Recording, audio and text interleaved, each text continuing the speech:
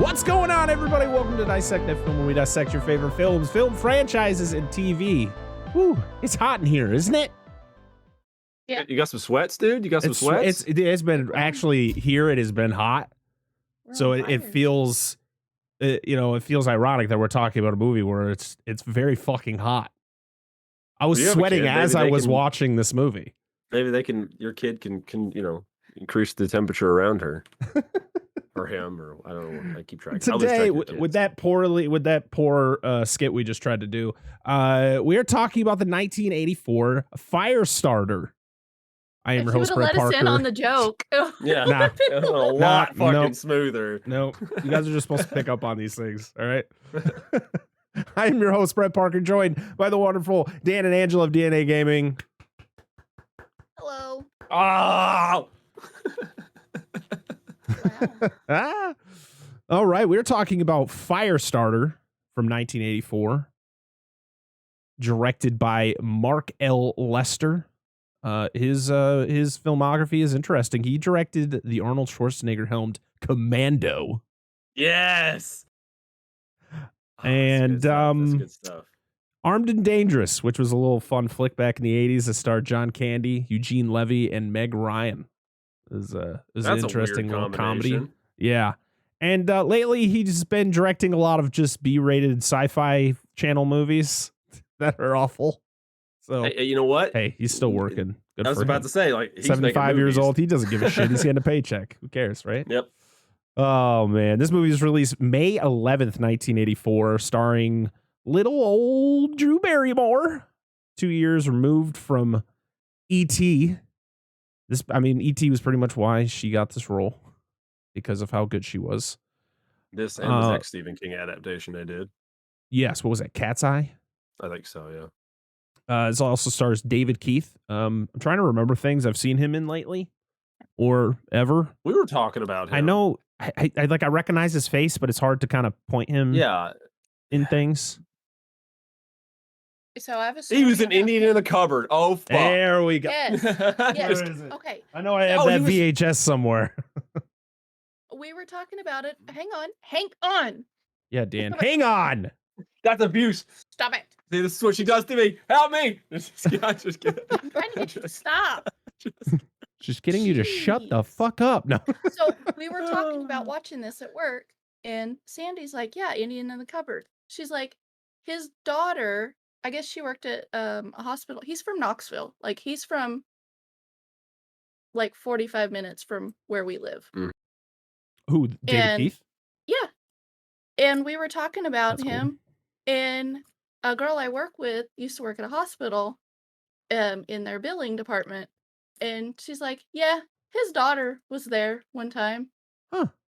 Like, that's cool. She did like billing for her. She said it was really weird to see the company of employment or whatever. And it was a Screen Actors Guild. Like, all this stuff was listed with his company and everything. I was like, it's kind of cool. He was, I don't know, I guess he was an officer and a gentleman behind enemy lines, shit like that. The most important Men of Honor. I remember him from Men of Honor, and he was in Daredevil. I was about to say, 2003 movie. Hell yeah. He was his daddy. And his brother, this is a weird fact, his brother is a play-by-play announcer for the Tennessee Titans. See, there you go. There you go. Keeping it local for us. Important things. This also stars Heather Locklear in her first film. Yeah. Is it really her first? Yep, this was her film debut. She wasn't in it for very long, but hey, she was there. Post Charlie's Angels. Or maybe it was during Charlie's Angels. I don't remember when Charlie's Angels was a thing. I think Charlie's Angels was in the 70s, wasn't it? Maybe. Right, she was in Charlie's Angels. Am I just making this up? Hang on. Hell, I don't know. Thinking of Farrah Fawcett, not Heather Locklear. Yeah, sorry. She was in Chips. She wasn't. She wasn't in Charlie's Angels. Everyone who's mad yelling at their. I thought this was the Revenge of the Beverly Hillbillies, not the Return of Beverly. Yes, Martin Sheen was in this movie. Yeah, and George C. Scott. Yep. Playing a very controversial character. Yeah. And not just because he was a weird. I don't know what I mean. For one, He's supposed to be playing a Native American, and he is a very white man, or was a very white man. So, not cool. Not cool. Yeah. And his character was fucking weird.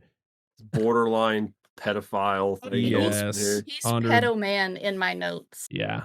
Because it was everything that came out of that man's mouth was cringe times 1,000. just not cool. Yes. It budgeted around $12 million, even though in the documentary I watched, the director said 15. Or no, he said 10. So I don't know who to believe. I guess I should believe the director since he's the one who directed the film. Well, I had heard that they had to get an extra $1 million just to get George C. Scott in the movie. Yeah. Allegedly. I mean, a man was huge. He was Patton. So. Yep. And the box office was about 17.1 to about $18.9 million, which was not good. Barely made its money back. Was deemed a box office failure. A lot of bad reviews. It wasn't liked by Stephen King himself. Said it was one of his least favorite adaptations of his work. Have you read the book? No. Oh. This is one of the few I haven't read. It's it's interesting because in the documentary, Mark Lester, the director, stated that, his script was, he read the book and he wanted to make a very close adaptation to the book. So originally John Carpenter was given the task of directing this movie, but his script had nothing to do with the book. It was just completely different from anything Stephen King put on the page. And then they were like, yeah, we're going to see some other options. And that's when they got Mark Lester in, and then they got Stanley Mann, who was one of his fellow writing partners. And they're like, all right, well, we're going to adapt this by the book. It's going to be as close to the book as we can get it. And I guess this is what they got, even though Stephen King comes in and he's like, yeah, not really. Well, see, I had actually read something different, so I don't know which is true. I had heard that Carpenter and his writer were attached, and they were not attached anymore after The Thing flopped. That's what I had heard. That could be it too. I don't know how true either one, but either one's sounds viable enough. So there is so I have the Scream Factory special edition Blu-ray of the original Firestarter. Is what I watched today, and it's got a documentary on it with the making of the movie, and the director was interviewed, a producer, a couple of the actors, kind of side character actors. Dick Warlock was in the documentary, guy who played Michael Myers in Halloween 2. And he's a huge stuntman back in the 80s. And Mark Lester's story was the whole, just the fact that John Carpenter's script was so not even close to the source material. Okay. And they just didn't want to go in that direction. But it makes sense that they would kind of turn away from him after the Thing was a huge box office flop, which this ended up being a flop itself. So. And then The Thing actually went on to be one of the most popular, or what considered one of the best horror films of that time. Right. I mean, to be honest, I feel like this has gotten a lot of love in the last probably 20 years. I think, it's hit or miss. I mean, the fact that they decided to remake it. Yeah.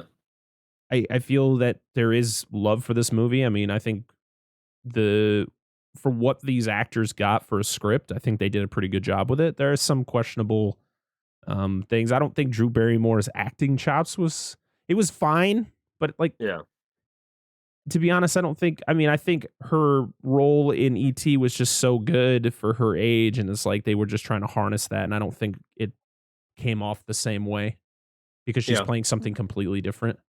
Yeah, but she was I think she was 10 when this movie came out, so it's trying to get an actor of that age to be amazing. Right. It's hard. She was 9. Yeah, I was gonna say she's born in 75. Yeah, it's a hard task of a little kid. All right, well, let's talk about it. What did we think of Firestarter? Stephen King expert, go. And go. But I liked it. I thought it was pretty good. There was some I hated the what I don't even know what his name is. George C. Scott's Rainbird. character, Rainbird. Did not like him at all. Um, glad he went out the way he did. But yeah. It was. I'm gonna say what you said about my opinion of the film is about what you said about Drew Barrymore in his film. It's fine. It's an okay movie. This is probably a one and done for me. I probably would never watch it again. It's not horrible. I was interested to see how the movie played out, but not like. But it was like, oh, how's this movie gonna go? And that's it. Like it's not like a severe interest. I'm like, okay, I'm watching this. Let's see how this plays out, kind of thing. It's fine. It's a movie. Yes, I will say though, particular highlight of the movie is some of the practical effects stuff at the very, very end. You mean the fireballs on the string that you could clearly see? No, yes, not that. But I understand the physical limitations of the time. Oh yeah, no, I get it. It's 1984. More specifically, the shot of the dude that gets blown up and his body gets just rocketed into a tree. So I was like, good. that's fucking best kill in the fucking movie. To me, the entire ending of the movie was just like it was awesome. To be honest, it took a little bit too long for her to progress through that whole thing, but some of the guys just being like, no, and she's not even remotely killing them yet. Like they could easily just turn around and start running away, but instead they're like cowering and like, no, don't do it. It was great. But again, as we've said with a lot of movies, and this is just going to be a running thing for myself specifically, this movie easily could have been 30 minutes shorter. 100%. This was when we looked at the time, it's like it's just about 2 hours. It was like, what the fuck, seriously? Yeah. I mean, I didn't stop and look to see how much time was left on this movie. I didn't think it was. No, I didn't either. I wasn't losing my attention wasn't like going away from when I was watching it. I generally like this movie. I don't think it's anything special. I don't think it really needed to be remade. Especially from what I've been hearing about it. But we're not going to talk at all about that movie until next week. But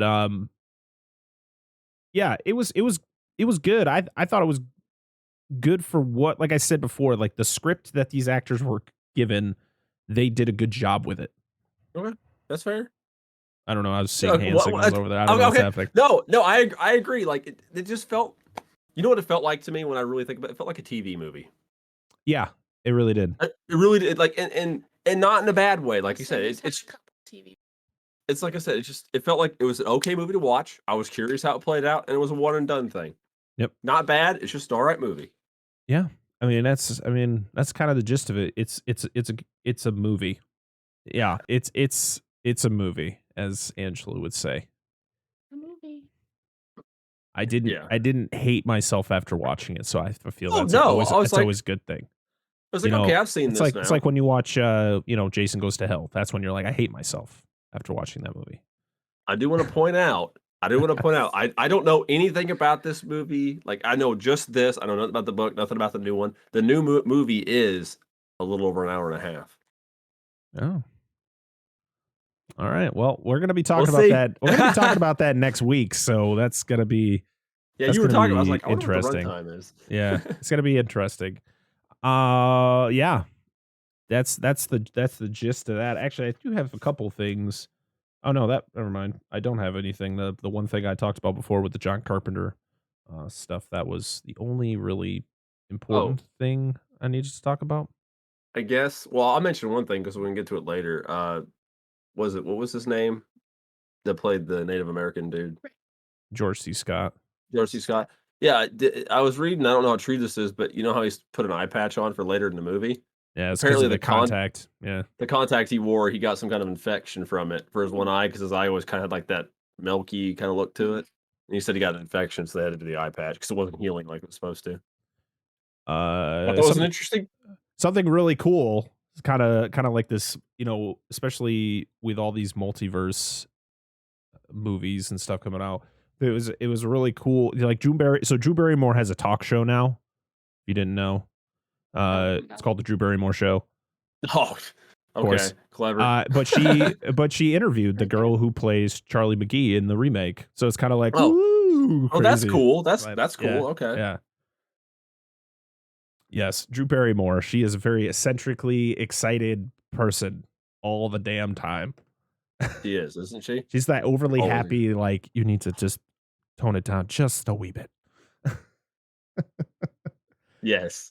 Originally, though, when she was a kid, Drew Barrymore's mom bought the original softcover book had a girl on it. Like, it was just a girl that that modeled for the cover. And the mom, supposedly, this is just a story. Who knows how true it is, but that she brought it home and showed, like, hey, this kind of looks like you, talking to Drew when she was a kid.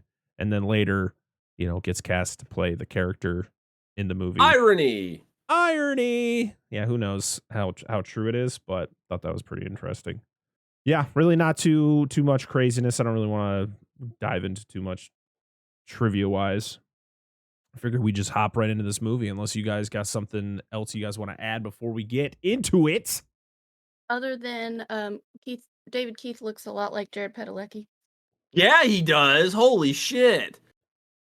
Does he look like Zac Efron? Because clearly Zac Efron, that's who we needed to play the dad. Yeah, well, she mentioned it during the movie. He's like, he looks like, what's his name? Jared Padalecki. I was like, holy fuck, he does look like him. So they should have got him instead of Zac Efron. That would have been hilarious. Would have been perfect. No offense, Zac Efron. You're just too beautiful. You are. Damn you, Zac Efron. Yeah. Oh, we got to talk about the music. That's one other thing. So the music for this was done by Tangerine Dream, which is a German group from the 60s. They still perform today. And when they created the music for this movie, they kind of just did it and sent it into the director. Now, usually when a composer creates music for a movie, they label things. Like, this goes into scene 1A.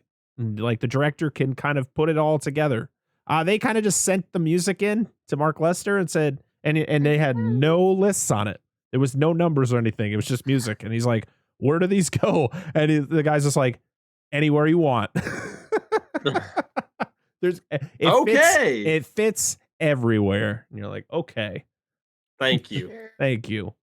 I do want to talk about how there was a freaking sequel to this. It was a 2-part miniseries on Sci-Fi back in 2002 called Firestarter Rekindled. Okay. Yeah. Yep. That's about it. go ahead. I thought it was going to be Firestarter versus Smokey the Bear, but no, I want Firestarter versus like Carrie White. Like Firestarter versus Carrie. That'd be dope. Yep. Watching this, I've only seen this movie once, and it was when I was a kid, and I remember nothing from it because when I watched it this time around, I mean, I have been listening to podcasts of people talking about this movie, so I've had some information that I didn't know about. But like the fact that the dad has like powers, I was like, I don't remember that. I just saw she did. That's I don't what I remember thought, that whole angle of everybody having powers, but all right. Do you like the sound that he makes when he does it? Why does his hands need to be here? Dude, he's Professor X. All right. That's what I'm thinking. Like, what the fuck? Wasn't there like scanners? Yeah, wasn't there a character in like the MCU or something who like uses like some sort of power and then it causes him to have nosebleeds? I feel like there was somebody similar in like a superhero movie. I don't know. Probably one, but I don't remember an MCU. Yeah, probably not MCU. But...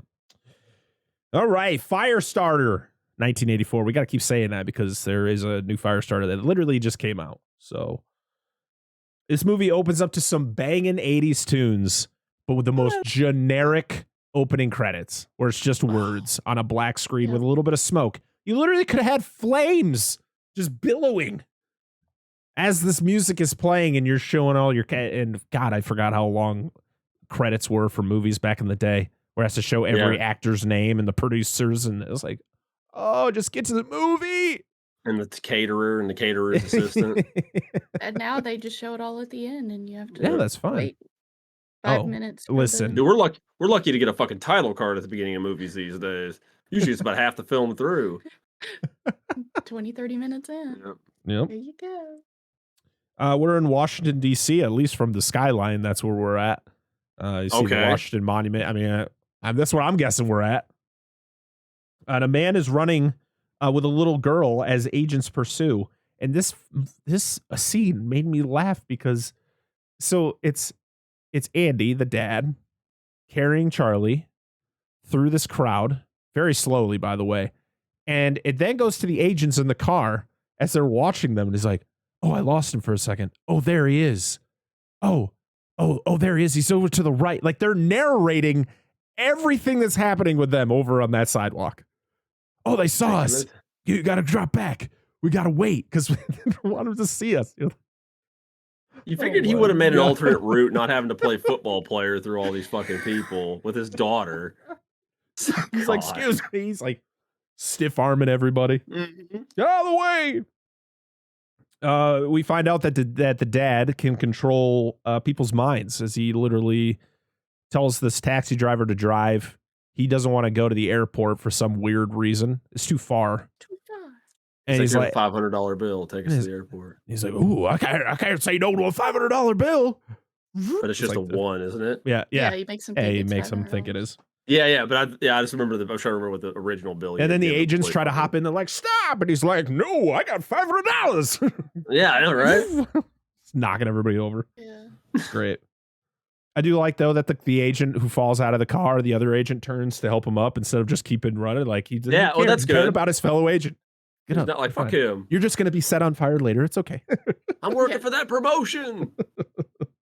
So they're heading to the airport.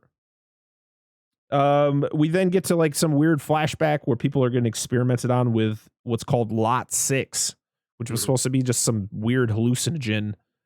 And it turned out it just like unlocked things in people.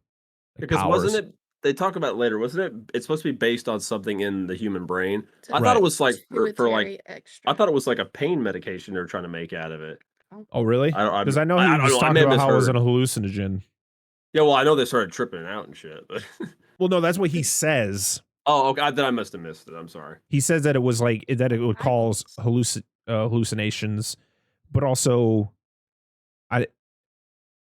it was weird because it's kind of like what was the drug experiment, like the LSD experiment back in the like Vietnam during the Vietnam War? Or no, was it even earlier? It might have been earlier than that. I know what you're talking about. Oh shit! Yeah, it's right there. I know what you're talking about. I can't think of it off the top of my head right now. But we meet Andy McGee, played by David Keith. He meets Vicky Tomlinson, played by Heather Locklear. And I like the whole thing. It was like, Project MK Ultra. There it is. Mortal Kombat Ultra. Woo! Yeah. Is that the next game? Yeah, absolutely. You have to be high as fuck to play that game. Wow. Oh, it's so real. I can taste the characters. What? I can taste that guy's blood from the finisher.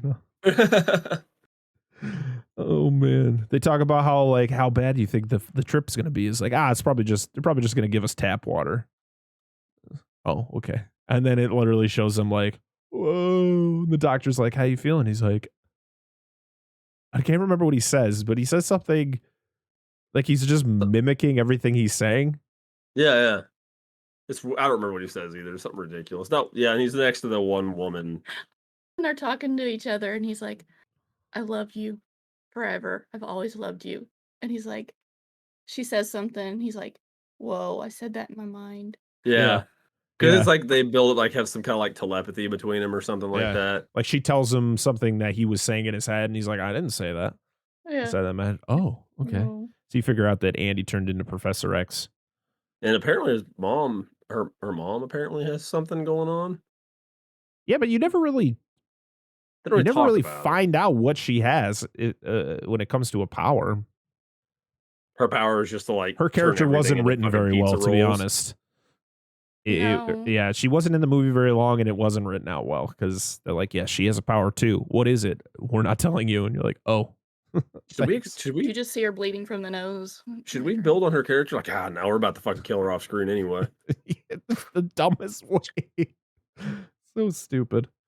But yeah, after this exchange, other people during the experiment start having going through convulsions and bleeding from their eyes and their ears and shit. And you're like, whoa, what is happening? We then go back to the hotel, right? Oh, no. This is when Andy and Charlie are at the airport, and they're going to steal. And they have the conversation about how stealing's bad. And he's like, well, we got to, it's the only way we're going to get away from these people. Sometimes you got to do bad things to end up doing good things. Mm-hmm. She's like, okay. And they walk by this clearly pregnant woman who is trying to talk to the guy who's supposed to be the dad of the baby. And he's like, fuck you, bitch, get out of here. And it's like, but you said I'd be with you. No, fuck you. You sleep around. I'm like, this guy fucking sucks. Yeah, he's just trying to get on. He's a military dude just trying to get to the next base and get the fuck out of here. Yeah. And Andy and Charlie steal the quarters out of the phone in the phone booth, and Charlie's overhearing the conversation between the couple, and she gets really annoyed and sets the dude's feet on fire.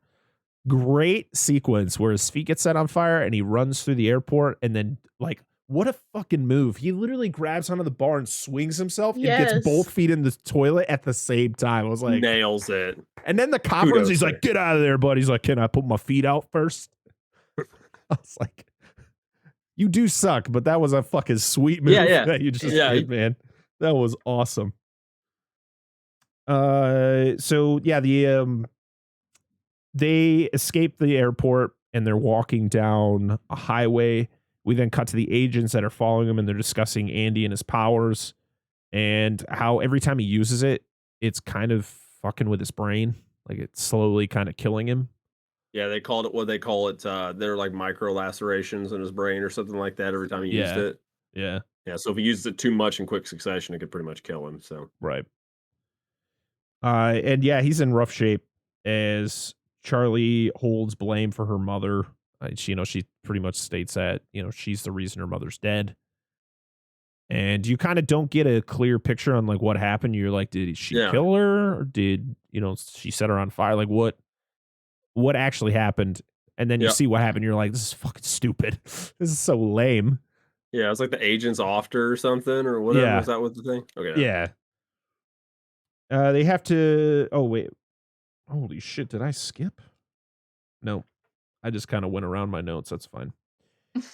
After she sets the guy's feet on fire, Andy comforts Charlie about the incident. He's like, well, you controlled it. You could have set his, torso on fire. You could have set his hair on fire, his face, but you got him in the feet. So we feel like I feel like you're controlling it better. They're going down the highway, and Charlie, I guess, also has some sort of telepathy where she can sense when things she can see things. Almost like clairvoyance. Yeah, so she's like, oh, they're coming.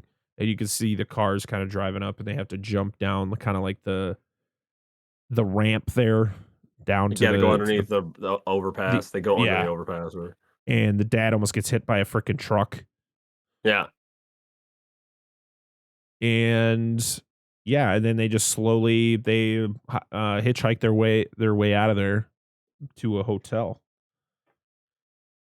While they're at the hotel, Andy has another flashback of Charlie trying to control her power. He's holding up the piece of toast. He's like, all right, Charlie, make me breakfast. Yeah. Focus on this. And then you can see like half it's already like burnt to a crisp.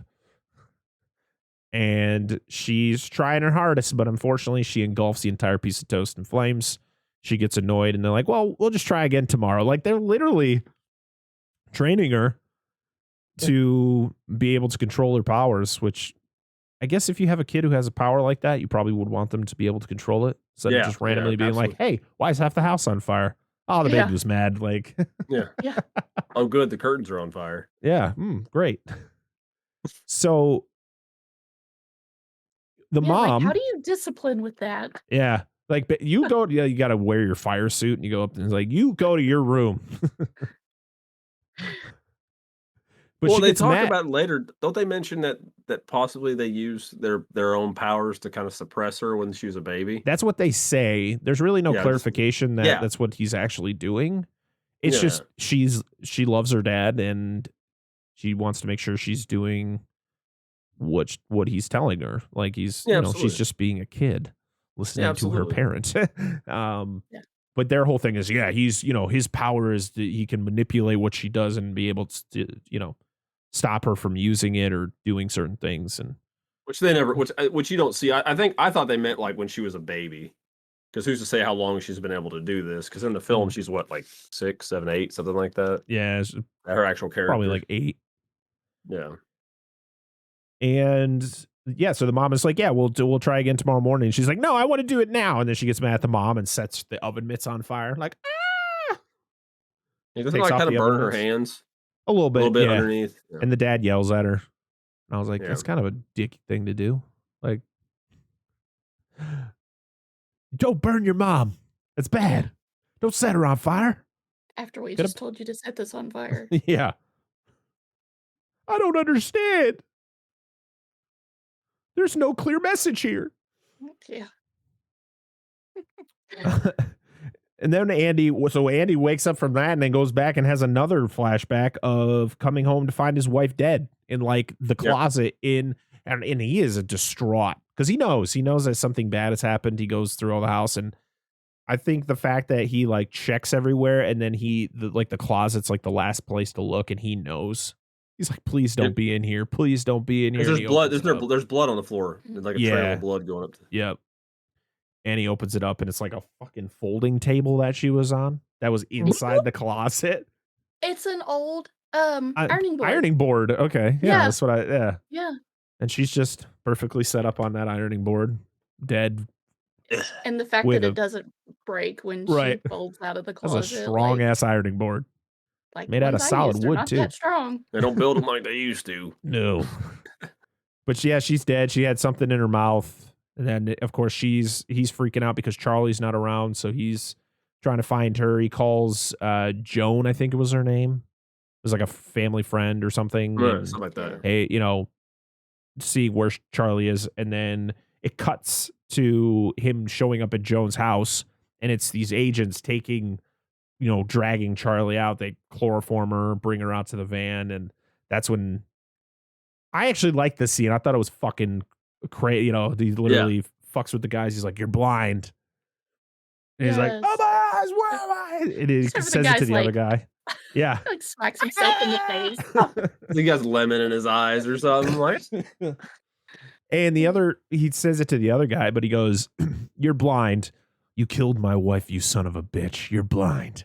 And then he does the same thing. But I also like that he just tells Joan that you're not going to remember anything that happened here. Go back inside. It's like, good job. We don't need a useless death here. Yeah. This character is very contradictory. His is? Oh, absolutely. I'll tell you later. This movie, I feel, is that way throughout. Oh, absolutely. Yeah, super. Like, we're going to make a decision here, but later on, it's not going to matter anymore. You're like, okay. So Andy and Charlie leave the motel, and then literally it cuts to the shop, which is a secret government facility. What was it? They're the Department of Scientific Intelligence. Yes, something like that, yeah. And it's literally looks like an old plantation. Like down in, this was filmed down in North Carolina. Yeah. And the reason it was because there wasn't any unions down there. You get a lot more done when there's no unions. Where was it filmed at, North Carolina? I remember reading. There's a few areas. Wilmington? Yeah, Wilmington, yeah.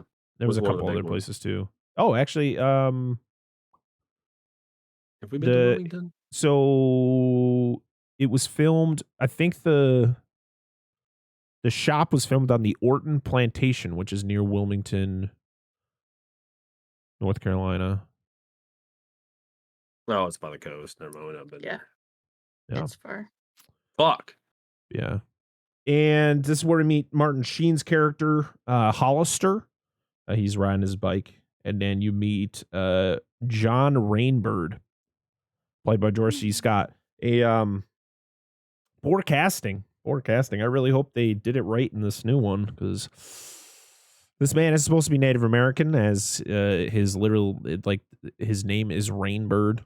And in the book, he's Native American. And they kind of go through a little bit of his history in the book of, his life and shit like that. And this dude this is a very white man who did not look anything close to what it probably was supposed to be. So, word to the wise, if you're going to cast a person that is a specific race, just cast somebody from that fucking race. In the Sorry. 80s? Come on. I know, Why right? do that when we have all these white people? Yep, that's true. I digress. White it up. Fucking white people. Jesus Christ. That means they would have to do some research. Yep, it's true facts. Yeah, literally. And the Lot 6 doctor, I can't remember what his name was. He's there to discuss Andy and Charlie. The doctor talks about how powerful Charlie could become. She literally could become like a nuclear bomb.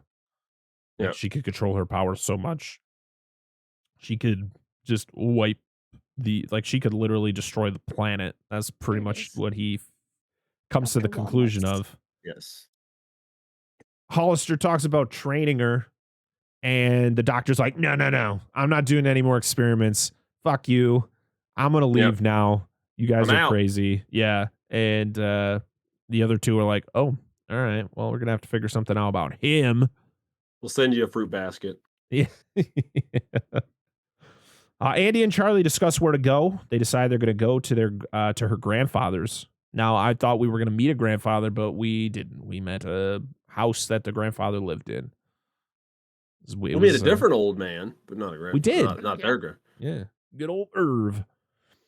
They decide to, I just said that. That's where we meet the kooky old farmer, Irv.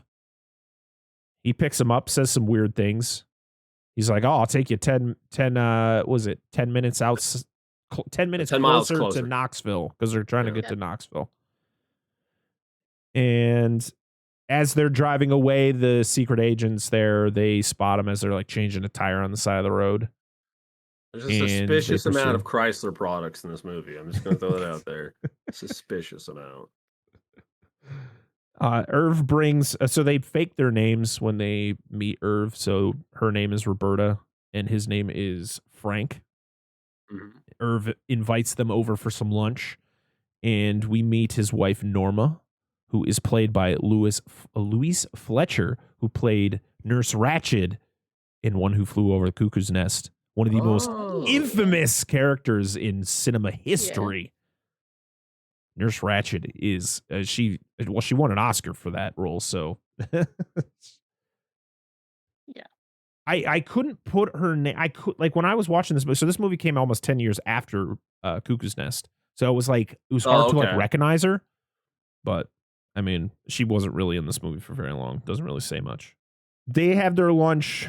Norma brings Charlie out to feed the chickens while Irv talks with Andy. Andy pretty much tells him everything, like that his name is Andy. They're running away from these guys who work for a place called The Shop, where they want to take Charlie and experiment on her and try to control her power and stuff like that. And he's like, it kind of sounds crazy. Yeah, because Irv just thought he'd like kidnapped the kid and ran off with him or something. But he comes to the conclusion, he's like, well, she doesn't seem like she's you're holding her against her will.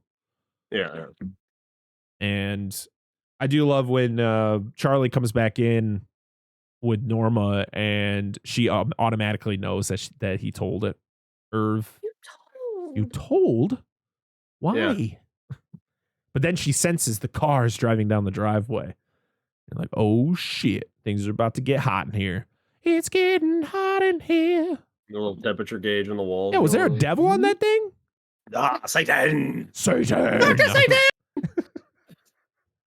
We had to get that imagery, okay? This movie's very hot. It is. It's warm. No one wipes their brow either. Like, they're in this house and they're sweating profusely, and no one's like, oh, damn, it's hot in here. No. For me, I'd be like, oh, God!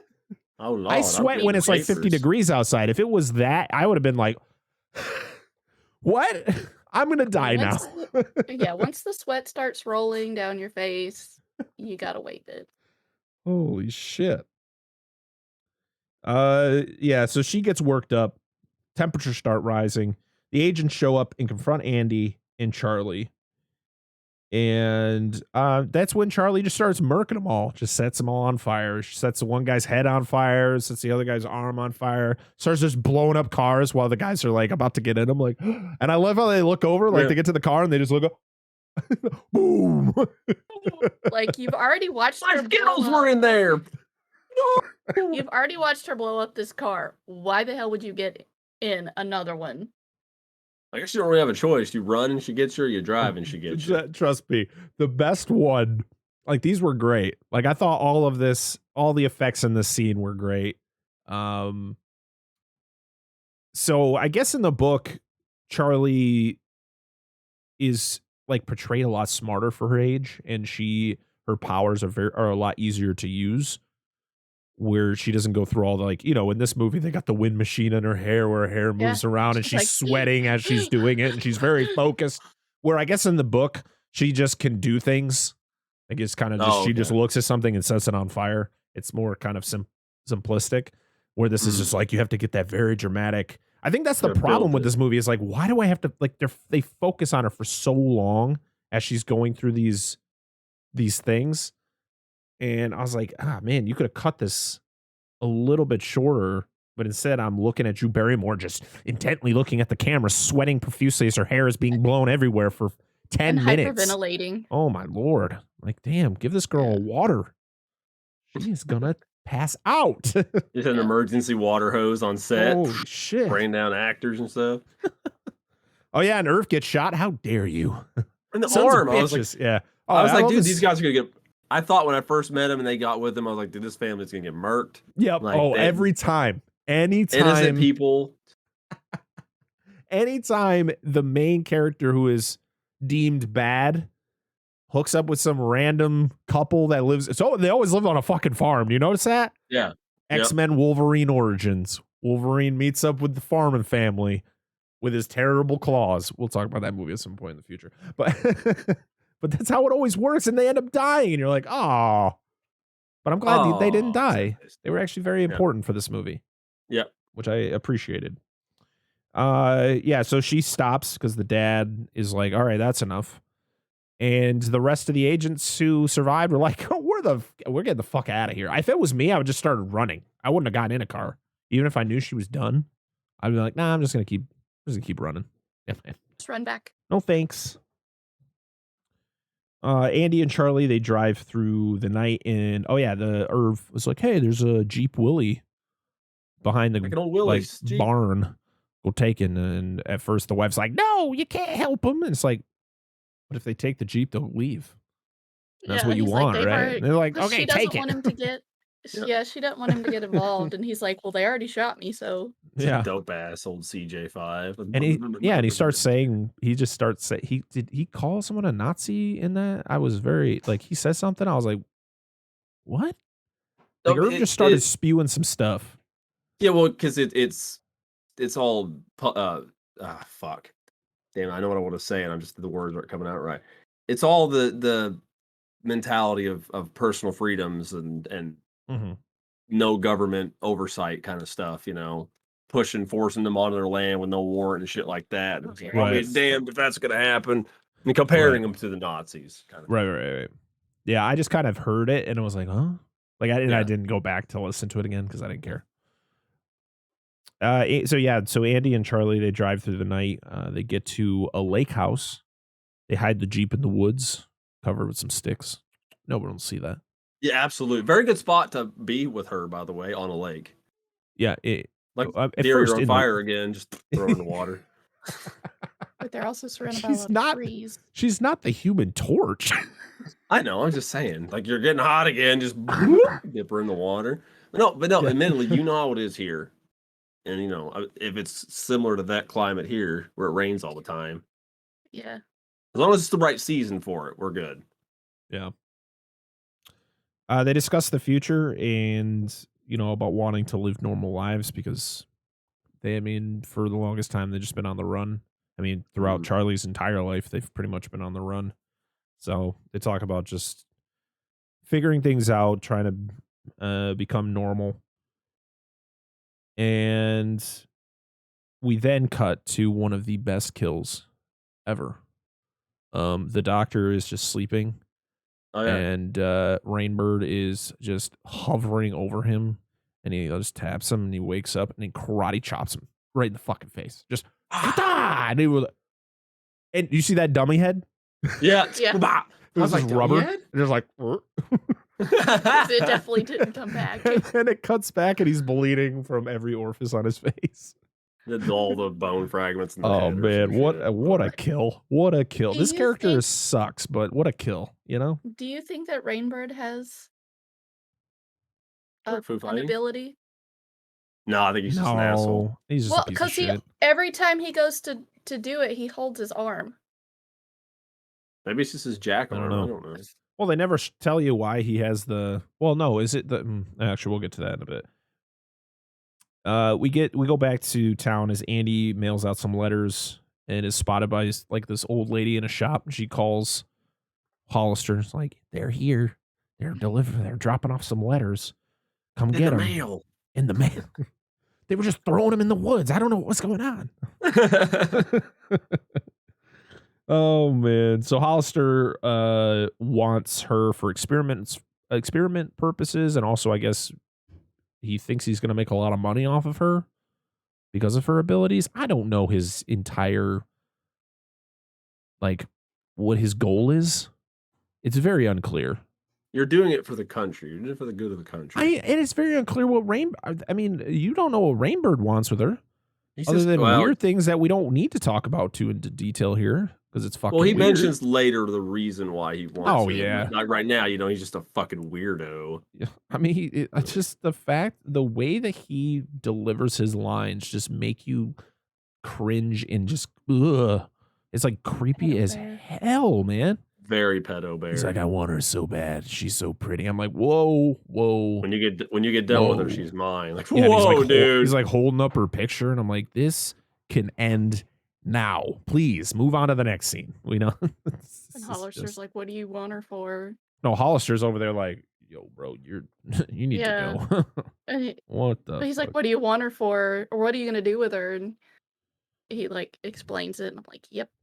You need to die. You're a weirdo. But he's one of those characters that's like you fucking hate, but he's like, if you took me out, I've got this, and this contingency plan. You're full of fucking shit. Yeah, he's got like all these. He's got all these things on Hollister. So he's like, well, I could get this place shut down. You're gonna go to jail for the rest of your life. And he's like, oh, okay. So yeah, the next day the postman picks up all the letters, drives away, and he meets up with. He drives by Rainbird and just some other guy as they're supposedly broken down. Rainbird chokes the dude out with some jumper cables and takes all the letters. Yeah. What a shit way to go. The guy was just delivering the mail, dude. That's his job. How are people going to get mail now? Yeah, he got fucking murked for literally doing his job. He finds where Andy and Charlie are staying. Rainbird perches outside with a very tiny rifle, or no, it's a tranquilizer gun. It's you're not wrong. It's actually a rifle. It's an Armalite AR-7. Oh. I knew the moment I saw it. What they are. The big thing is they're a rifle used in.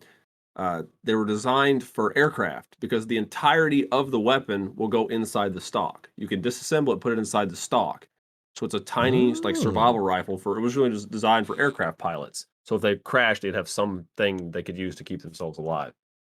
Gotcha. Not the intended purpose of that weapon, mind you, but it's a very unique looking rifle and an interesting choice for this movie. You mean that there are things in this movie that don't make sense?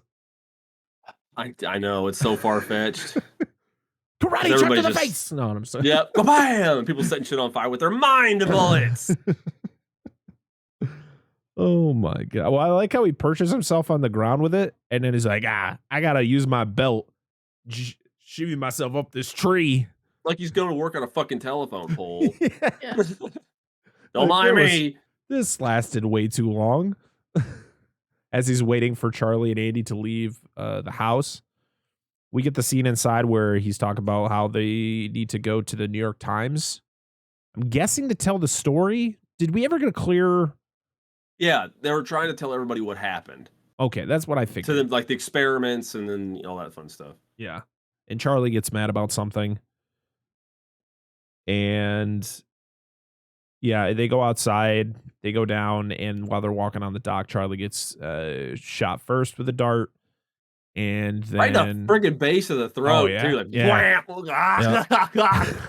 Daddy, my lucky charms! It just goes down. Daddy! And then, then Andy gets shot too, as he's like, I love how, usually, usually in those type of situations, especially in other movies, we'll state examples in other movies, is when something like this happens. Usually you try to be quiet, you try to like stealthily get yourself out of there, but instead you're like, who's the son of a bitch who shot my daughter? Show your face right now. It's like, because the guy's just gonna hop out of the tree and be like, it was me. Yeah, like some snide, like he's gonna have some sense of like, I will battle you with honor now. Like, no. We shall bare knuckle to the death. That's right. We'll fight like gentlemen. Oh my god. Just knock you out. And after they're both taken out, 75 men in fire suits, like, I swear to God, the whole woods was full of these fucking guys just coming out, and he doesn't wear one. He's like, fuck it. Yeah. I'm risking it for the biscuit. He's too good for it. He's got plot armor, bro. For now. Shit. Plot armor. With that long gray ponytail going on there because he's Native American. Not. And Rainbird takes Charlie. And I like that Andy's still trying to hold on. Rainbird's like, fuck you, she's mine now. Yeah. And you're like, oh, I'm gonna add her to the collection. Oh no, this is getting weird. She's like that villain from the newest season of Dexter. Yeah. I can't. Mr. Krabs. I didn't talk to Mr. Krabs. That's it. Oh man, Andy wakes up and he's surrounded by just men and a doctor, Dr. Pincott. And he's this guy. Wait, you said that. What? Andy wakes up, he's surrounded by men. He's like, am I still dreaming? I'm sorry. I'm sorry. Carry on. Fuck. I'm an idiot. Oh, shit. Jesus Christ. Oh, man. Yeah, Dr. Pincott, he's an interesting guy. Very proper. Oh, yeah, he's one of those, oh, don't worry, everything's fine. Just listen, your daughter. You're going to see your daughter very soon. Why does he sound like Bane? I don't know. Yeah, I was wondering. I was like, that's going to be his voice for the rest of this Bane conversation. Hey, it's going to be very fine. Holy shit. Charlie meets Captain Hollister as he brings her something. He brings her hot chocolate. He's like, here's a giant tray and this little cup of hot chocolate for you. I want some fucking. Where's my toaster strudel? Yeah. Bitch, I'm hungry. Yes. And you can just bring it frozen. I can literally just cook it right here. I want 2 frosting packs. I just got this image of her just being this stuck-up piece of shit at this point. Like, go ahead. God. I can't laugh. I'm gonna cough. Oh man. Oh shit. It's gonna cause a bowel movement. Sorry. He talks to her about what he plans on doing with her, sort of. She's able to control her power slightly. She pretty much tells her power, like when she uses them, if she tells them to back off, it kind of subdues the powers. Mm-hmm. So like her hot chocolate starts to boil and she tells it to back off and then it goes back to normal again. You're like, oh, okay. Just getting a handle on it. Yeah. Well, she says she won't start another fire after. Right. After she murked a couple people, you know. Yeah, that's fine. It's justifiable. Self-defense. Absolutely. Andy's having a rough time as he's literally being held down in a chair, having pills shoved down his throat. That's got to be fun. Oh yeah, let's drug this fucking mouth.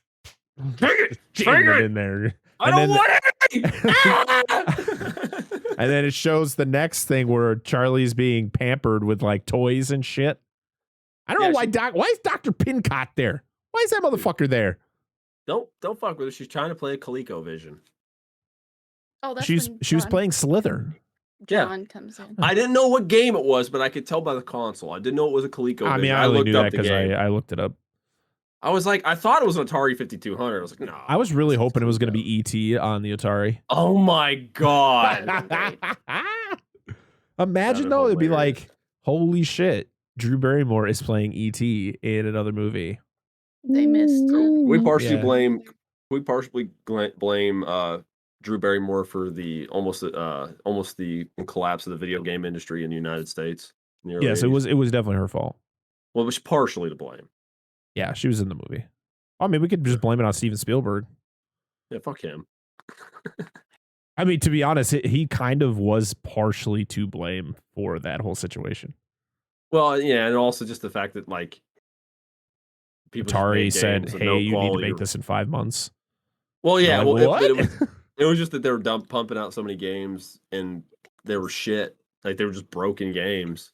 Is this the Remember the Game podcast? I don't think I host that show. No, because they don't see the problem is Remember the Game doesn't actually do research. That's right. He says it all the time. It's in there. No, it's in there. I'm not making fun of him. It's true facts. It's all from nostalgia. Yeah. And I'm that actually kind of guy. Maybe I should start doing that because I barely do research as it is. So why just not do it at all? We just take all of our credibility. We have credibility? I don't know. Somewhere. Oh, I don't know. Somewhere deep down. We got double A's. This is a Toy Story reference. I'm sorry. Holy shit. Rainbird goes to Charlie's room and she wants nothing to do with him. He introduces himself as John. I wouldn't want nothing to do with him either. Fucking weirdo. Hollister wants Andy to use his powers for an experiment, but he can't get it to work because the pills are kind of they're suppressing them. Performance issues. Erectile dysfunction. I was wondering what was so funny. I was like, what happened? What did I say? I'm glad that you had that going too. That's great, dude. That's where my brain went. Oh man. Rainbird goes back. It goes back to Charlie's room during a thunderstorm. All the lights go out and he starts freaking out, saying he's afraid of the dark. He's just playing her. I'm scared of the dark. Let me in, little girl. And you're like, whoa, guy, you need to back the fuck up.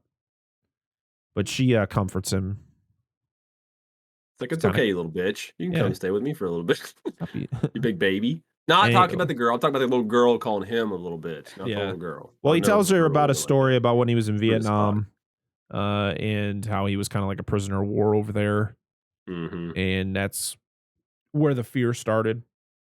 I wonder if that actually happened to him, like in the novel. Well, I'm wondering if that's how his face got all scarred up.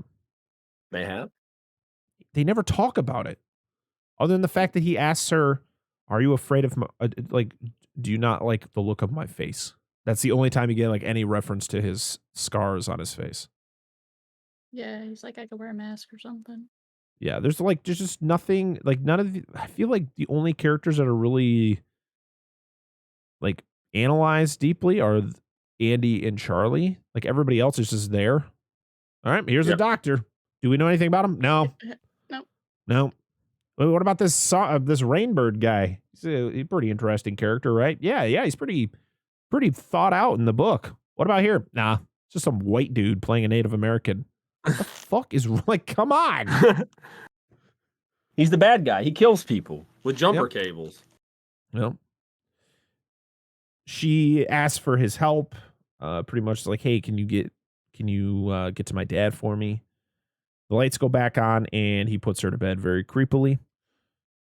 Because he puts her to bed and he's like, goodbye, Charlie. I'll see you tomorrow. And he like kisses her on the forehead and then he like stands up and he just goes, and you're like, whoa, red flags. This is escalating quickly. Yeah, this is what's it? Chris Hansen? Excuse me, sir. I'm gonna have to have you sit right there. We need to talk. Yeah. God. She says goodnight, Daddy. Christ. And that just sends him over the edge. Like, yeah, just throw up right now. Oh no. Ooh, all right. Experiment time with Charlie. It's time to burn some wood. Burn this fucker down. Yeah, she burns it and then burns the tub. And Hollister is beyond himself with excitement. Holy shit, dude. We did it! Did you all get it recorded? Because if you didn't, you're fucking fired, or I might shoot you. Did you get it? Like, whoa. All right, Mr. Sheen here, I need you to overact the fuck out of this. We just needed him to scream tiger blood or something. It's like, nah, that's your son. That's something your son will say in 30 years. Yeah. But yeah, he's very, very excited about this.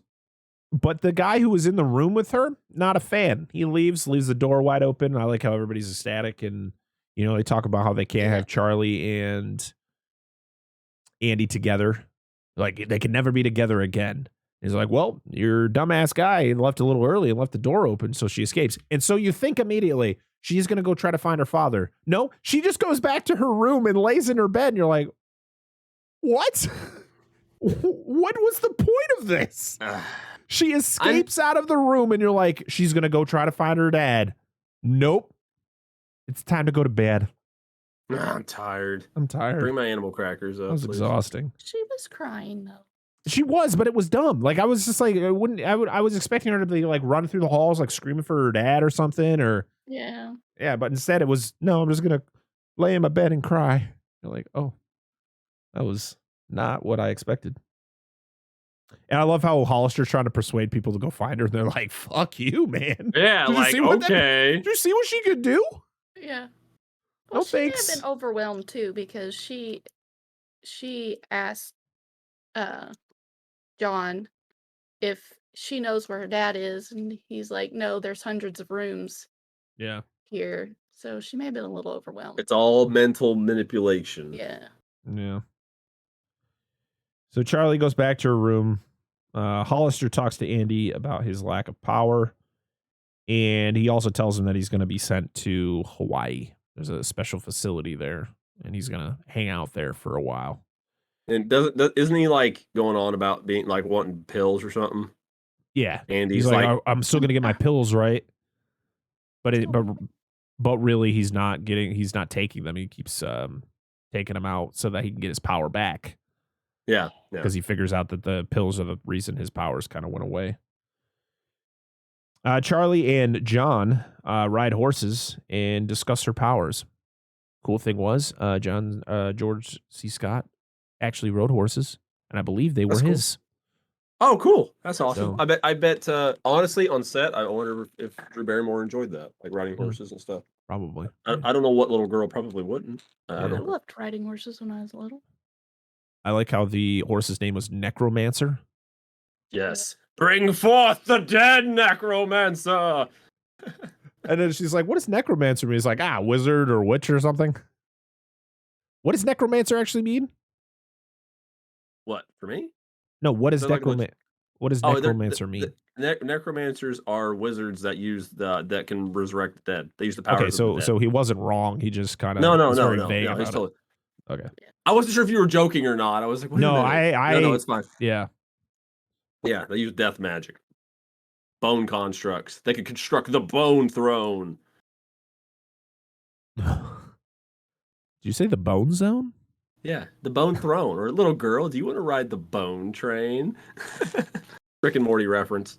Okay, thank God there was a reference to that. Everything is a reference, dude. Everything. Oh man.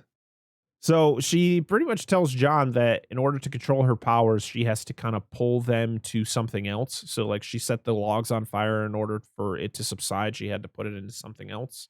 So it went from the logs to the water. So she just needed more water. Like, because she even states like if she pulls it back into herself, she could just cause herself to combust. Yeah. It has to have an end target. Yeah. We then get the second experiment with Charlie where she's gotta burn through some cinder blocks. What the fuck is that? Melt that shit down. Yeah, well, it doesn't even melt, it just blows up. Just literally engulfs into flames and then blows up, and then like there's a bunch of giant ice cubes that then blow up themselves. Yeah. Everything blows up, dude. Yeah. You're like, what in the hell? Yeah, because she's really mad because they keep telling her, yeah, you're going to be able to see your dad, but yet they don't ever bring her to see her dad. Mm-hmm. Andy gets his powers back. Dr. Pincott wants more experiments done, but Hollister has seen enough. He's like, I can't get all of this information just from 2 experiments. It's like, the bitch literally set cinder blocks on fire, like engulfed them in the flames and blew them up. What more do you need to see? What do you want? I love the contrast here, just on a personal level. Like, I would never call her that, and he's just like, "I'll call her a bitch." Like, fuck her, fuck that little girl, fuck her and her toaster strudel. Listen, she's like 40-something years old now. I know. It's fine. I just can't, dude. I just thought Don't worry, was there'll be great. that one person who's mad that I'm calling a 8-year-old a bitch from 1984. Oh man. Rainbird's he's just a weird fuck. He talks about what he's gonna do to kill. Dude, that's fucking freaked me out, man. He's like, I'm gonna get her real comfortable. I'm gonna get her as happy as she can be, and then I'm gonna break her nose so bad that it's just gonna cause her nose to shatter, sending fragments into her brain, which then will kill her. And you're like, what the fuck? And even Hollister's like, you're a sick fuck. Like, what the hell? Isn't his goal is like Holy after she shit. dies, that hopefully that power will somehow transfer Like, into him or no some one- shit. Yeah, and he talks about, he's like, he hopes he dies soon too. Yeah. He's like, you know, when I die, hopefully soon. And you're like, what is going on here? And what am I not Literally being doesn't give- told? I'm just very confused. Yeah. They're like, This okay, character's just so fucking weird, and there's They're no like, all right. explanation for him. all right, George, we need you to get up there and just say some really weird fucking shit, okay? It's Gotcha. like, got it. I was Patton. I can do that. Listen, this is a man who refused. This is a man who refused an Academy Award because he was watching a hockey game. All right, Now you gotta have man, priorities, don't give dude. a fuck. All right. Yeah. Stick puck, bro. Stick Yep. puck. Andy controls Hollister by pretty much telling you know, they set up this plan how they're going to take Charlie to the helicopter. They're going to get the hell out of there. Meet in the stables at 8:00. Yep. John attempts his plan of killing her, but unfortunately is thwarted by one of the agents who comes to take her to the barn or the stable. And yeah. Rainbird hides in the stable to kill Charlie. Charlie scares the agent off. I like how she just like causing the gun to be hot. You know, she becomes hot that he can't hold on to her anymore. She's doing some shit. She's just like, I don't want to hurt you. You need to go. Yeah. Get the fuck out of here. And he's like, at first he's like, no, I can't leave you. Blah, blah, blah. And he's no, okay, I'm out. Peace. Yeah, see it. Yeah, That see you dude later. probably lived. I got a feeling that guy's like, fuck Yeah. it, I'm out, guys. Yeah, he was way far away by the time she was blowing this place to smithereens. Yeah. Holy shit. So John tries to convince her to go up into the stable, into like where the hay's stored with him, and I was like, I'm just uncomfortable. All right, anytime this man is on screen, I'm uncomfortable. Like, If that's what he was going for, he fucking nailed it. Oh, man. And her father shows up, and Hollister show up. As you know, Hollister tells Andy about Rainbird, about how he would pretend to be the orderly named John. He's like, shit, we got to get there quick. So he gets in there and tells Charlie, like, he's not who you think he is. And then Rainbird's just like, he's telling the truth. And you're like, you're not supposed to say that. You caved very easy. What the fuck's going on here? He's got his gun out the whole time. He's just ready to kill him. Well, we already discussed his ridiculous overconfidence in himself. Oh, yeah. Rainbird gets a fucking headshot on Hollister. Just boom, dude. Boom. Jesus. Well, Hollister's first shot was terrible. Oh, it wasn't even near him. And then fucking he just goes, bam, one shot right in the dome. Like, oh, wow. Sorry, Martin Sheen. Yeah, and then he shoots Andy in the throat. Shoots him right in the neck. Ugh. Yeah. Well, yeah, because doesn't Andy manipulates him to jump off. Mm-hmm. Yeah. This was so pointless. He tells him to jump off, and still he gets a neck shot on him. What was your plan there, Andy? What was your plan? Wasn't thought out, was it? Holy shit. And so Charlie torches Rainbird. Really love this scene because this motherfucker dies finally. Oh, he literally absolutely. engulfs him in flames and then throws him back into the barn door. And at first she didn't want to set the barn on fire because she didn't want to kill the horses. Because he's like, if you do it, you're going to kill all the horses. No horses died. She let them got go. out. They got out. Yeah, it's great. Thank you, movie. No animals were harmed. Yes. Not even fake ones. Charlie burns the barn as Andy dies, and he pretty much tells her, "Kill them all."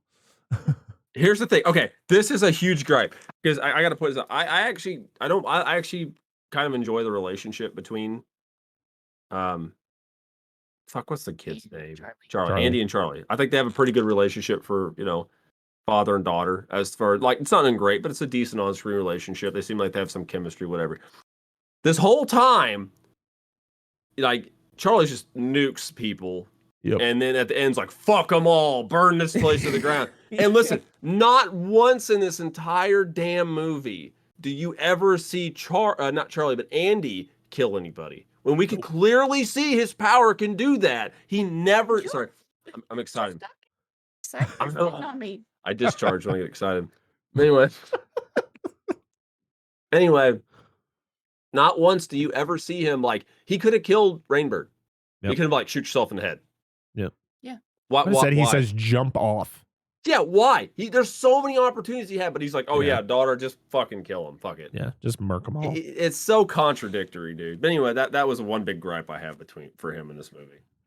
So as we said before, right before she like fully engulfs the barn, she sets the horses free. All the agents of the shop, they come over. Most of them are in the fire resistant garb. They get sent in first and they get just tossed out of this barn. Just tossed. And that's when the absolute chaos starts as she just starts shooting fucking fireballs and walls of flames. Fireballs on string, by the way. It's just great. I love the 80s effects of course, where you can see the wire. It's just great. Not the best, but there are some cool explosions. And like I said, my favorite. It still looks cool, to be honest. Yeah, when the dude blows up and like it's not even slow. He just rockets into a fucking tree and his corpse is still in the damn tree. My favorite. Is that the one where she lights the ground on fire? Well, that one's cool too because it lights the ground on fire and gets close to him. And just poof, like does that really quick explosion and that one dude's on fire. I was like, that's cool. Like there's some cool like fire play going on here. Right. This scene was awesome, but also way over the top because of the fact that like some of these people are reacting to things that they easily could have probably avoided. So like she sets off the wall of fire and it's coming up really slowly and the guys are just like, no. What do we? I'm melting. Yeah. What a But world. my favorite of all the kills, other than the guy getting shot into the tree, is the fucking Dr. Pincott. He hops into the little gator or into like the golf cart, starts driving away and looking back. And then that's when the first fireball shoots. Oh yeah. Oh, I laughed out loud on that part. That was hilarious. I was like, why the slow ass electric golf cart? Like, why is that your go-to? Maybe he could run. I just like him looking back the whole way, like, Yeah, right. And we should point out the fact that she has like some protective barrier. So like, she's bulletproof. Like, what the hell? Bullets are like hitting over here. And, she has like a force field over her. But it's like ricocheting off nothing. I was so confused because there's no explanation that she has this power. You're just like, oh, I guess she's bulletproof now. What the fuck, man? Stop adding things to this character that's like. My entire mindset of going into this movie, like I said, this is probably only the second time I've ever seen this movie. And the last time I saw it, I was probably very young, 10, 11 maybe. So it's been a long time. All I can remember is her having the ability to set things on fire. And the fact that she can sense things that are coming and she has a protective she uses the force. What is going on with this movie? Like, what is going on? Well, there's also that shot where fucking George C. Scott shoots her and like the bullet stops and just explodes. Yeah. Like, the bullet would just explode. It's not how that would work at all. Yeah. It started glowing and then it exploded and that's what's sent back into him, which then he engulfs into flames. Then gets sent back in the barn door. Still a sweet kill. It is. It's like, all right, this is her unleashed and she can't die. Yeah. God pretty mode. much. 100%. Can't kill her. Pretty much. I like the truck explosion, the black jacked up truck with the guy in the back. The dude in the gunner's seat gets blown up, and it's just a dummy that flies through the air like yeah. I was waiting for a Wilhelm scream on that one. I was like, that would have been a perfect opportunity that would've made it great. for that scream. Oh, she blows up the truck. Overall, the tree kill is just so good though. Like the one where the guy, because before he's one of those guys who's like, no, and then he gets hit and just it's the fastest fucking kill ever. He just goes. Yeah. Like it's so cool. She's, sending fireballs into the building, causing it to blow up and all that. It's wild. We got the helicopter flying over. How much did that? It was probably half the budget just using that fucking helicopter. That thing blows up. Holy shit. And then after she's like, for you, daddy. You're like, oh my God, what the fuck? What the fuck is going on? So yeah, she goes back to Irv and Norma's house and they kind of take her in. And then the ending is her going with Irv to the New York Times to tell her story. And she goes, doing this, I'm finally here, Dad. Doing it for you. And then that's where this movie ends. If I don't know how the new one ends, but if this was a modern movie, it'd have some shit negative ass ending anyway, because that's how most movies do. And I don't mind that, but just, whatever. But it is fine. It was cool they brought the older couple back into it, and I think that's reasonably a good place for her to go, because technically she would be fine traveling alone, because if somebody did shit to her, she'd just light them on fire. Yeah. So yeah, that's it. That's Firestarter, 1984. Do you have any final thoughts on this movie before we end the show? The fire kills at the end, like you said, were really sweet. And I think we talked about the car thing.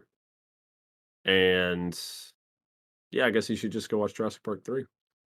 I think that's just the next logical conclusion. Now, when he says that, he means our review of Jurassic Park 3, not the actual movie. Yeah. It's better just to watch our review of it than actually watch the movie. Yeah. But yeah. And I will say this, that just throwing it out there because this goes my interest. I was talking about that little gun that was Rain Cloud, whatever his fucking name is. Rainbird. I don't know. I don't fucking keep up. I don't keep up. What the fuck ever. I don't keep up with his name.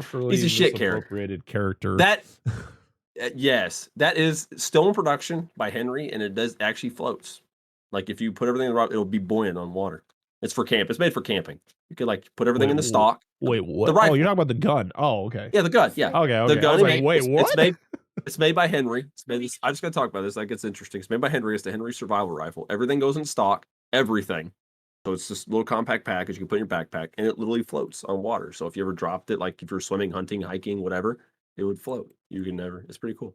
Wow. I don't know if it's fire resistant, but little fact, you can still buy it to this day. Wow. Nobody gives a shit. All but right. it was an okay movie. I agree. 100%. Watch it one time, and then that's about it. Next week, on episode 55 of the podcast, we are going to the danger zone, the highway to the danger zone, because we're talking about Top Gun next week to prepare ourselves for the theatrical release of Top Gun Maverick, which has been getting rave reviews. I think you're the only one that's excited about this. Okay. It's because it's sweaty boys in volleyball. It's fine. And really ridiculous mustaches. Dan, I think we need to, for the podcast, just not wear any shirts and just oil ourselves up and virtually high five the entire episode as we're talking about the whole time. We would get taken down if I did not wear a shirt. Us. Not, he wants to talk about you. Talk about us. This is what they believe. Nobody watches Top Gun for naked women. They watch it for naked girls. That's what they watch. It's a fucking sausage fest. This was Magic Mike. This is Magic Mike before there was fucking Magic Mike. Instead of dicks, it's just jets. Oh my God. All right. I'm just gonna get me a Top Gun shirt. Okay, that's fine. I'm gonna wear my Archer shirt because that's Sterling Archer's favorite song and his favorite movie, Top Gun. What? Watch Archer. It's a great show. It is a good show. I've only seen a few episodes, but I've enjoyed what I've seen. We have a thing on our freezer, our cooler at work, and it shows where product is supposed to be, like, temperature-wise, and, like, we have one, it's like Danger Zone, and somebody wrote Highway to the above it. It's the best part of that's the best thing about that goddamn movie. It's just that song. It's so good. I love the Top Gun theme. It's okay to enjoy Top Gun. The only thing I can think of is the fucking game. Up, up, down, down. You can never land the fucking plane. You don't land it. It's a shit game. I don't care for the movie. I've never seen this movie. Ever. Have you not? I thought you have. No, never seen Top Gun. It once. I've seen it one time, not several years ago, because she's like, "Oh, you need to watch Top Gun." I was like, "Okay, I'll watch Top Gun." I'm just not a fan of it. It's not my kind of movie. I'm not a fan of 80s Tom Cruise. I like modern Tom Cruise. Like, my first foray into Tom Cruise was Mission Impossible from 96. Oh, really? Okay, yeah, that was like the first time I ever saw him. And, you know, I love that series. I just wasn't a fan of, like, the stuff that he did in the 80s. And Top Gun, I never saw trailers for Top Gun or, like, clips from Top Gun and went, I really want to see that movie. Because it was mostly just, like, I don't mind movies. Like, I mean, the whole premise of the movie is interesting, but, like, all I remember was the volleyball scene and shit like that. Just the love, the romantic part of we're still doing it, so we could get really upset about it, but it's I will bitch about it when we talk about it. Right, it's like, I don't understand. This movie has no fucking plot to me. But I love you, and I'm glad that you enjoy the movie. It's just a movie I don't care for. Well, Dan, we do it now. There you go. Never have fucking to do it again. Spoiler. But yeah, we're going to be doing Top Gun next week because we are going to be hopefully, as long as Dan and Angela's theater has the new Top Gun, we're going to be doing a fresh cut on it. Hopefully, when it releases. I hope at the they end don't. Of May. I just kidding. That's fine. We'll go see it. She wants to see it. That's fine. But next week's fresh cut is going to be the remake of this movie that we just talked about. We're going to be talking about the 2022 Firestarter, which is now in theaters and on Peacock. So that'll be our fresh cut for next week. This week, or this past week, you know, while you're listening to this, you should have already listened to our fresh cut of Doctor Strange and the Multiverse of Madness and our episode 8 review of Halo, which came out this past Monday. And then this coming up Monday is our season finale of Halo review that I do with my good friend Andrew Schoening. So yeah, I heard about that one. Episode 8? Whatever the last one was. Oh no, episode 7 was the absolute biggest dog shit. Okay, I've heard some shit about that. Yeah, it's terrible. Spoiler alert to anyone who hasn't listened to our review yet. Okay, that's gonna be a good one. But hey, this was fun.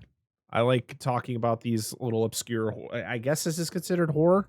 I guess. Yeah. Is it? Is this our first Stephen King adaptation review we've done? I'm disappointed because I'm pretty sure it is. Oh well. Dude, we should fucking do Christine. I mean, we're gonna do a lot of Stephen King in the future. You want to hear me yell?